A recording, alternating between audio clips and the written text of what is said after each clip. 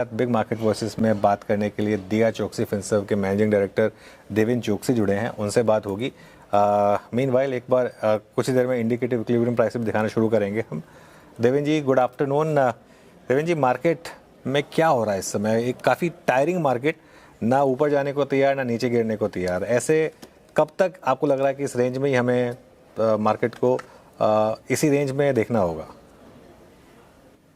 या अनुज, good afternoon. Nifty 50 या Sensex के स्टॉक्स को देखें तो definitely I think you are right कि यहाँ पे आई थिंक कोई तरीके से मार्केट के अंदर मूवमेंट नहीं बन रही है despite of positive result in the last quarter. यहाँ पे मूवमेंट नहीं बन रही है। Probably one of the reason could be that I think larger part of the focus is shifted to mid cap and small cap stocks, including some of the funds who are stuck with earlier stocks जिन्होंने उन IPO के माध्यम से भी लिए थे, वो भी अपने स्टॉक्स को फंड में से ऑफलोड करके अलग कंपनीज के अंदर जा रहे हैं। So practically the neglect is happening as far as I think the frontline stocks are concerned. FPI at the same time from the beginning itself, I think they have not been participating enough. The local AMCs are also not immediately participating to the frontline stocks. तो ज्यादातर action mid cap और small cap के अंदर ज्यादा हम देख रहे हैं। जो ट्रेडर्स भी मार्केट के अंदर थोड़े बहुत पार्टिसिपेट करते हैं, they are also shifted to the mid cap small cap largely as we see it on the trading desk, largely because of the fact that जो कैश सिस्टम्स के अंदर उनको जो अपने एल्गोरिदम सेट करने का भी इनका करेक्ट एल्गोरिदम सेट नहीं कर पाए, तो शायद वहां पे वो लोग अभी प्ले नहीं कर रहे हैं। I think the play is now happening into the mid cap small cap counters in the market. So that it could be one of the reason for which the sideways frustrating movement for the large cap stocks, despite of अच्छे नतीजे के बावजूद भी I think this particular counters के अंदर काफी movement कम और restricted है। देवेन जी नमस्कार, वीरेंद्र बोल रहा हूँ। शार्पनेस, एग्रेशन मेटल्स की एक बार फिर से विजिबल है। आपका सेंस क्या कहता है एज ए ट्रेडर और एज ए इन्वेस्टर, दोनों मेटल्स पे क्या अप्रोच रखनी चाहिए? और जब मैं मेटल्स का जिक्र कर रहा हूँ तो मैं उसमें प्रीशियस मेटल्स का भी इंक्लूड कर रहा हूँ, गोल्ड को भी। आई मीन गोल्ड अगर आप जून के लोस को देखें ऑलमोस्ट 1.40 से लगभग 1.55 की ट्रैजेक्टरी में आ चुका है। So, good afternoon, Virendra. Structurally, we are very positive about metal, ferrous as well as non-ferrous. और हमें लगता है कि ये एक जो दौर है वो दौर काफी लंबा चल सकता है। In between fluctuations metal commodity है तो शायद उसके अंदर आ सकते हैं, बट अदरवाइज 3 से 5 साल का दौर हमें मेटल कमोडिटीज के अंदर दिख रहा है। ज्यादातर सिचुएशन के अंदर जो कन्विक्शन है उसके अंदर demand scenario remains absolutely strong and buoyant. दूसरी तरफ जो मेटल कमोडिटीज के अंदर ज्यादा प्रभाव रहता है एनर्जी कॉस्ट का, तो many of the metal commodity companies are now having a portion of their requirement of energy coming from renewable segment. And we believe the blended cost of energy is now structurally coming down for some of these companies because they are captive power users. तो मैं शायद ऐसा समझते हैं कि metal के लिए दोनों तरफ से फायदा है। एक तरफ आपको डिमांड सिनेरियो अपबीट मिल रहा है and as a result of which prices are also remaining relatively firm, और दूसरी तरफ जो कमोडिटी के एनर्जी कॉस्ट के दाम कम होने के कारण मार्जिन के अंदर इम्पैक्ट पॉजिटिव में दिख रही है। So overall I think we remain bullish about the prospects going forward और फेरस एंड नॉन फेरस दोनों मेटल के लिए।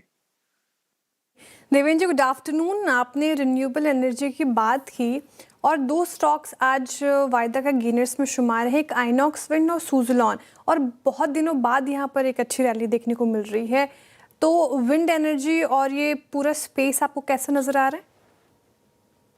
शायद 3 साल के लिए शायद ऑर्डर बुक पोजीशन की कंफर्ट मिल रही है यहाँ पे, तो ये एक सबसे बड़ा पॉइंट गिना जाना चाहिए कि जब भी आपको इतनी लंबी ऑर्डर बुक पोजीशन की कंफर्मेशन मिलती है तो शायद आई think the downside risk in both the stocks which you have mention remains protected. That's the first point.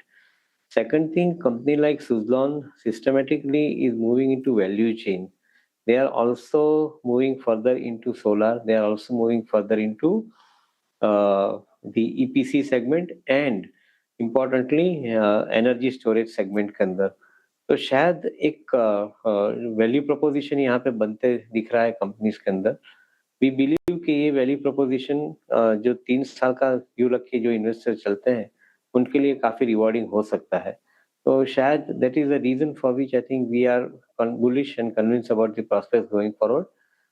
Market ने आज थोड़ा डेफिनेटली आई थिंक एक पॉजिटिव व्यू दिया बिकॉज आइनॉक्स फिन के अंदर to a greater extent they have been successful. ज्यादातर उन्होंने एक आई थिंक अच्छे तरह से एक नया फंड रेज प्रोग्राम सेट किया था। They have been successful in raising money. और दूसरी तरफ सुजलोन का भी सिमिलर सिचुएशन के अंदर ग्रोथ प्रोस्पेक्ट हम देख रहे हैं। तो we like both this company from at least 3 year view point from now, investment के नजरिए से देखे तो।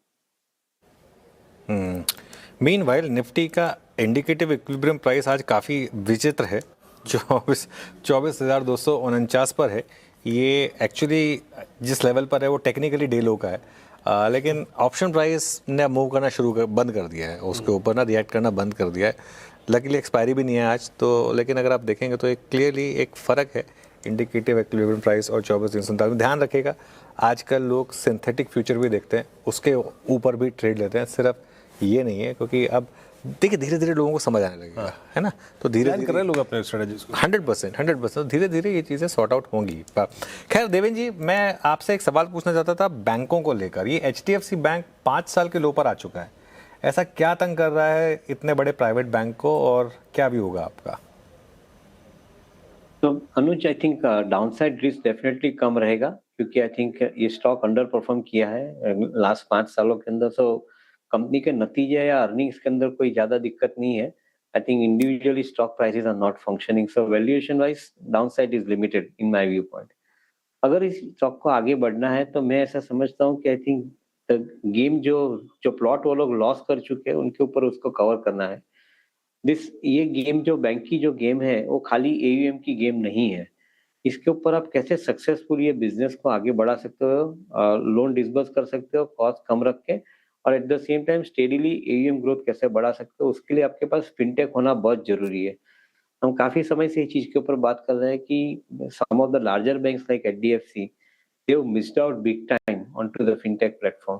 इनफैक्ट आप SBI की भी जो लास्ट क्वार्टर की जो अर्निंग कॉल की कमेंट्री सुने तो उन्होंने भी बताया है कि they have missed out big time in adapting to the front end payment systems like Google Pay और फोन पे। तो शायद मैं ऐसा समझता हूँ कि आई थिंक इंडियन बैंक्स को एक थोड़ा नजरिया बदलना पड़ेगा। I think somewhere we get more conviction is Bajaj finance.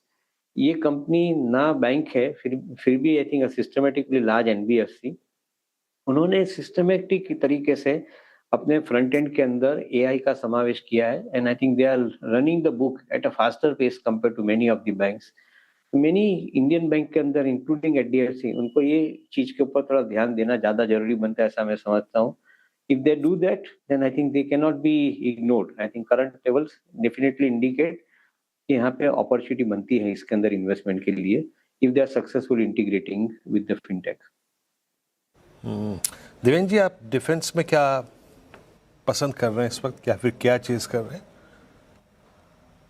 तो ओवरऑल डिफेंस को बाइफरकेट कर लेते हैं। I think the public sector companies को एक तरफ रखते हैं, mid tier private sector companies including EMS segment के अंदर जो कंपनियां ऑपरेट कर रही है उनको रखते हैं, and on the front end explosive companies like I think solar industries जैसी कंपनी को रखते हैं, कि which is a completely different unit all together. एक तरफ डिफेंस का पोर्टफोलियो उनके पास, उसके साथ में उन्होंने स्ट्रेटेजिकली इन्वेस्ट किया है इन सम ऑफ द कंपनीज जहाँ पे उनको सिस्टमेटिकली एक वैल्यू प्रोपोजिशन भी बढ़ रही है, and at the same time strategic investment होने के साथ में they are in a better position to supply their exclusive into them. तो ये कंपनी हम एक अलग तरीके से देख रहे हैं। दूसरी जो पब्लिक सेक्टर की कंपनियां हैं उनके अंदर हम एक अलग तरीके से इसलिए देख रहे हैं कि जहाँ पे कंपनियां खाली गवर्नमेंट ऑफ इंडिया का सप्लाई करती है, एंड जो कंपनियां साथ में एक्सपोर्ट भी करती है उनके अंदर हमें ज्यादा एक इम्पोर्टेंस दिखता है, बिकॉज एक्सपोर्ट का कारोबार डिफेंस के अंदर बढ़ते आ रहा है। तो those companies are growing between 15 to 20% as against pure play government supply of around 10 to 12%। और उसके सामने I think the large footprint companies like solar they grow in the vicinity of 95% growth in the last quarter of course, but उसको even out भी कर देते तो around 35-40% का growth over a 3-year period with the kind of order book that they have, we are seeing it. So we like such kind of companies के जो exceptionally high level of execution के ऊपर अपना कारोबार करती है। Okay, चलिए pre versus Devendra जी, बहुत बहुत शुक्रिया हमारे साथ जुड़ने के लिए।